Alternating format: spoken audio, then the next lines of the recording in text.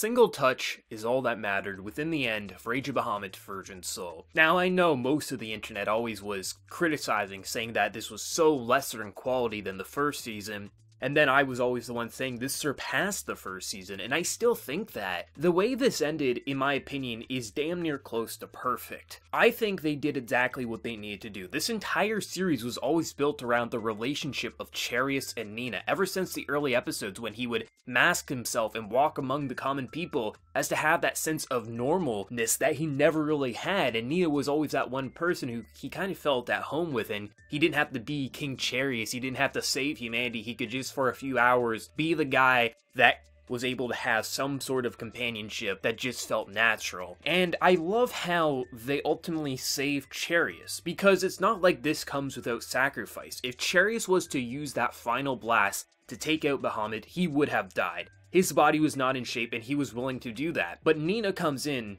to save him, because if he's going to die, she will die with him. That's how much she loves him. That's true romantic love. But because both of them shared the burden of that final blast to blow off Bahamut's head, they didn't have to die, but it doesn't mean it didn't come without sacrifice. Charius fully goes blind, he loses his other eye, whereas Nina loses her voice. There is a sacrifice to using that weapon. It's not like this was just some happy-go-lucky ending. There was happiness in some ways, and some people are going to be upset that Charius is renowned as a hero, but of course he is. He's the guy who made it so that they were ready. They were able to take out Bahamut once and for all. Now granted, like Favreau says at the end after the credits, he doesn't think Bahamut fully is dead. But unlike with Season 1, they didn't just seal him away and hope that he doesn't come back. They literally obliterated his body. So more than likely his spirit is still out there and he will resurrect one day. But that day shouldn't be coming anytime soon. Unlike with Season 1, they didn't seal him away. Now granted, his soul could be still out there and it could be revived in some way, shape, or form,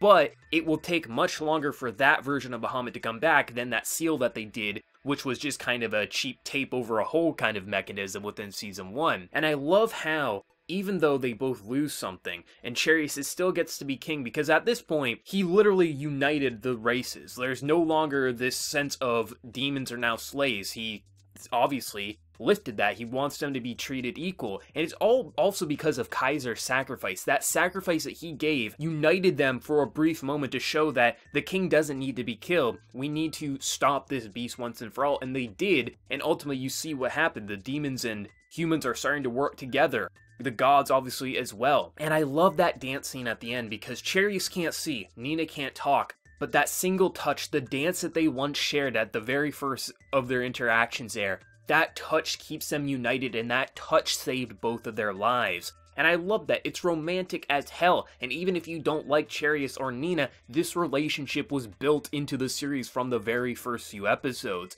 And I love that. And I mean, some people may complain that some of the sacrifice wasn't permanent, like Kaiser is now zombie Kaiser. He's Rita's servant, but Kaiser himself did die, and it would make really no sense if she didn't revive him into a zombie, because she can do that. I mean, she had his hand all along as a zombie. That's what she does. She resurrects. And obviously, it's not going to be the same Kaiser we once knew and loved. It's going to be a zombified version, but it's nice that Rita will have that companionship at least. And some people are going to question, well, why didn't Muguro come back? Because a lot of people, myself included, were speculating that he would come back in a Jesus Christ-like manner. Because he is half God, half human. It would make sense if the God revived him in a Jesus-like manner to save the day. But ultimately, they didn't do that, which I'm perfectly fine with, and I think it helps add to the level of sacrifice that happened within the series here. And also, well, why didn't Rita just bring back Muguro into a zombie? Do you really think that Muguro's mother would want a zombified version of her child? No. But would Rita want a zombified version of the man that she loves? Absolutely. So I love that, and I just love how this episode worked. You just got a sense of destruction and despair. The OST was really working with this, and I just love how it ends overall. There was a sense of sacrifice. There's this sense of there can be a Season 3. There could probably be 5 seasons of Rage of Bahamut. Different characters. Maybe Season 3 would focus on Favreau again. Maybe it would be a different character. But the story of Nina and Charius came to a brilliant conclusion. All along, he thought he needed to die for killing Bahamut. He was going to die by killing this beast, but instead he fell in love with a girl who fell in love with him, and after everything was said and done, when all the kind of confusion was cleared up, they went out together, and in doing so, one lost their eyesight and one lost their voice, but that touch will keep them together forever. And I love that. It's romantic as hell. Some people, I know people are gonna claim that he doesn't deserve to be a hero, which makes no damn sense. He united not only humanity, he united all the races when this was all said and done. What he did brought them together to take out Bahamut, what they think is once and for all. And obviously he could come back. This is a beast that is probably on the level of, like, you know, God or the devil. This is something that's probably an eternal beast that can never be fully defeated. But unlike with Season 1, like I said, Season 1 they sealed him away. This time they obliterated his body. So if he was to be revived, his spirit would have to manifest a new body, which I can guarantee you isn't going to be a fast thing, and it's going to be well past Charius' lifetime, but should give them quite a few hundreds of years, if not thousands of years, possibly, for them to be fine. And I'm sure if they do a Season 3, they're going to do something like Favreau will go on an adventure to try to kill his spirit, something like that. But I don't see him being revived that fast and in any of their lifetimes. But they still have plenty that they can do in this world because there's so many adventures that they can have with Favreau or new characters. And you even get some stuff with Emiria, and a lot of people wanted like a full-on reunion. That wouldn't have made much sense. The only one that I feel like it made sense for is Nina in the conversation, and I love how Favreau blamed himself because he sacrificed the girl that he promised to protect in Season 1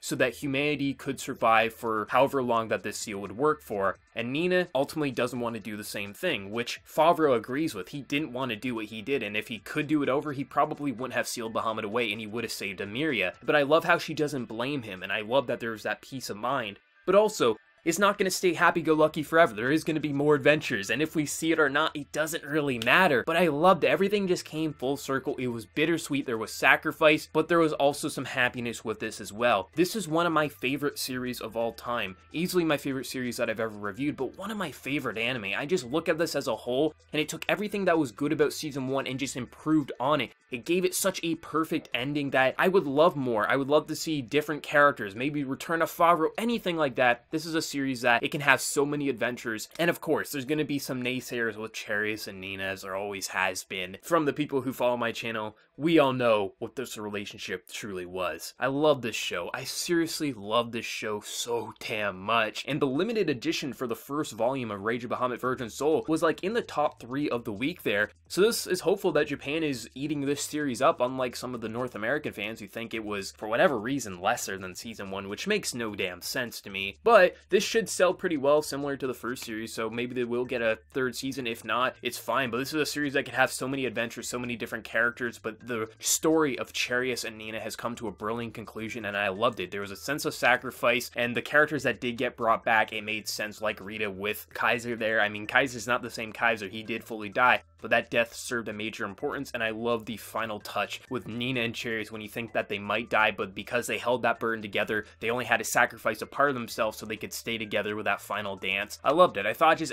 overall the way it starts to the way it ends is a mirror of itself, and I love how it did it. Charius was never a good or evil person. He was morally gray, but I think he became that fully good person by the end because of what he ultimately did, and I love this series. People can hate on it all they want in other forum posts, and this is a show I'm going to be rewatching many times, and if it gets a official release over here in North America, I'm picking up the Blu-ray for this. I love this show. It's sad to see it go, but it's good to see something like this go out on a high note, similar to Season 1, and if they make that Season 3, I can't wait to see the new characters and what conflict they arise with that. Let me know your thoughts down in the comment section below, and before you leave, smack that like button to show your support for the new channel. Be sure to subscribe. So until next time, everyone, please take care and have a good one.